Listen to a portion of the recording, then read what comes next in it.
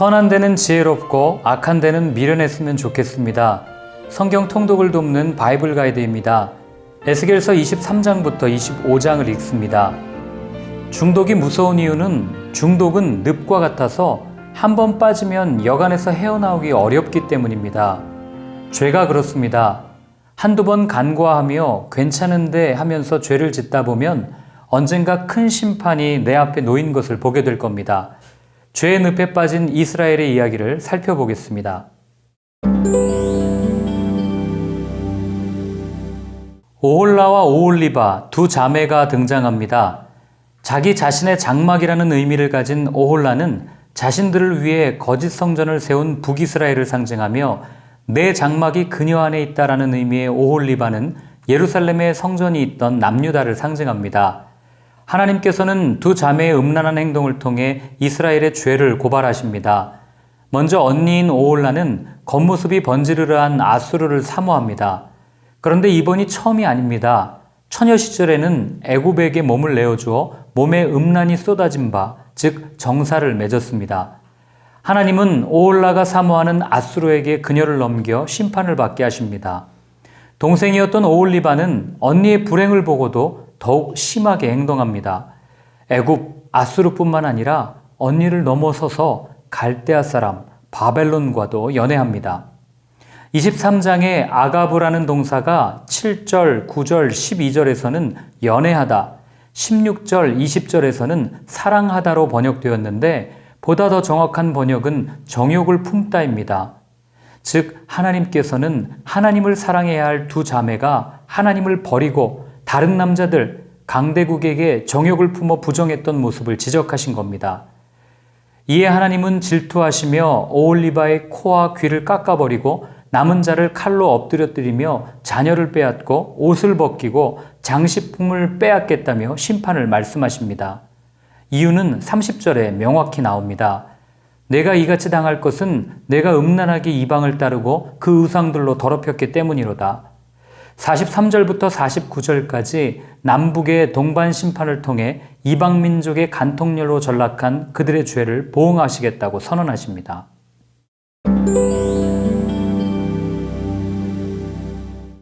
(20장부터 23장의 예언이 주어진 지 2년 6개월이 지난 기원전 588년, 즉 예루살렘 성이 바벨론 군대에 의해 포위가 시작되던 날 하나님의 말씀이 에스겔에게 임합니다. 녹슨 가마 하나를 걸고 물을 부은 후 양을 잡아 뼈가 무르도록 삶으라는 것입니다. 왜 녹슨 가마였을까요? 녹은 죄를 상징하며 가마는 예루살렘 성을 의미합니다. 녹슨 가마에 양 한 마리 전부를 뼈가 무르도록 삶으라고 하신 것은 예루살렘 성 전체가 죄로 인해 파멸될 것을 예언하신 겁니다. 이렇게 심판을 행하시는 이유는 그들의 죄를 제거하기 위함이며 하나님의 분이 풀릴 때까지 계속될 것입니다. 15절부터 27절까지는 사람이라면 누구나 겪고 싶지 않은 명령을 듣습니다. 15절, 인자야 내가 내 눈에 기뻐하는 것을 한 번 쳐서 빼앗으리니 너는 슬퍼하거나 울거나 눈물을 흘리거나 하지 말며. 아침에 이 말씀을 들었는데 그날 저녁에 에스겔이 가장 기뻐했던, 소중하게 여겼던 아내가 죽습니다. 에스겔은 아내를 잃고도 하나님의 명령대로 슬퍼하는 기색을 보이지 않고 애도의식도 참여하지 않습니다. 이는 장차 남유다가 바벨론의 침략 전쟁으로 죽는 사람이 많아져 곳곳에 시체가 널릴 것을 전제로 하고 있습니다. 잔인하고 고통스러운 전쟁으로 죽음이 빈번해지니까 곁에 누군가가 죽었을 때 오는 두려움, 감정조차 무뎌져 슬퍼하지 않는 때가 임할 것이라는 상징적인 예언입니다.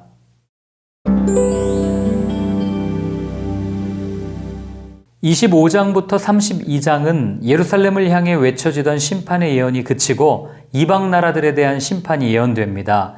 이들에 대한 예언은 이스라엘을 중심으로 동북쪽에 위치한 암몬에서 시작하여 시계 방향 순서로 나열되다 마지막 남쪽에 위치한 애굽에서 그칩니다. 25장은 암몬, 모압, 세일, 에돔, 블레셋에 대한 심판이 예언됩니다. 암몬의 심판 원인은 3절과 6절에 나옵니다. 북이스라엘과 남유다가 하나님의 심판을 받을 때 아하 좋다 라고 말하며 그들의 멸망을 기뻐하며 조롱했기 때문입니다. 하나님께서는 그들의 교만을 징계하셔서 노략을 당하고 만민 중에서 끊어지게 하실 것이라 말씀하십니다. 모압의 심판 원인은 유다 족속이 이방과 다른 점이 없다고 조롱했기 때문입니다. 하나님의 백성을 인정하지 않은 겁니다. 그들은 바벨론이 유다를 공격할 때 암몬과 함께 바벨론을 도왔습니다. 또한 세일은 본래 에돔 족속의 땅이었지만 여호사밧 시대에 암몬과 모압 연합군이 세일산을 점령하면서 모압에 편입되었던 것으로 추측합니다. 이들이 받게 될 심판은 동방 사람들에게 침략을 당해 결국 사라지게 되는 것이었습니다. 에돔의 심판 원인은 유다 족속을 쳤다, 즉 바벨론의 공격대에 유다를 함께 공격했고 심지어 예루살렘을 빠져나오는 사람들을 붙잡아 바벨론에게 넘겨주기까지 했기 때문입니다.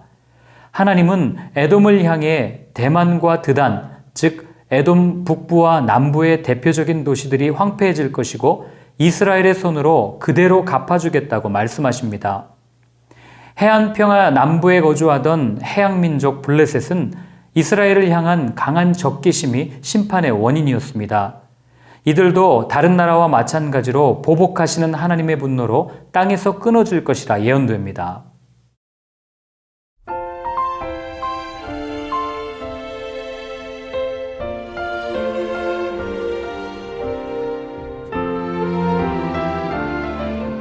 지극한 사랑의 대상이며 삶의 동반자이자 조력자인 아내가 어느 날 갑자기 죽는다면 어떠할까요? 생각지도 못한 아내의 죽음을 맞닥뜨린다면 거기서 오는 상실감, 충격은 이루 말할 수 없을 것입니다. 약 34세의 나이에 아내의 죽음을 맞았던 에스겔도 그러했을 겁니다.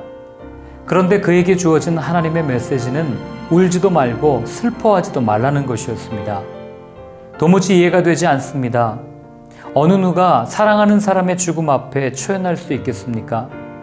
에스겔 역시 이런 말씀 앞에 마음이 갈기갈기 찢기고 말씀을 전하는 자로 계속 살아야 하나 잠시 갈등했을지도 모르겠습니다.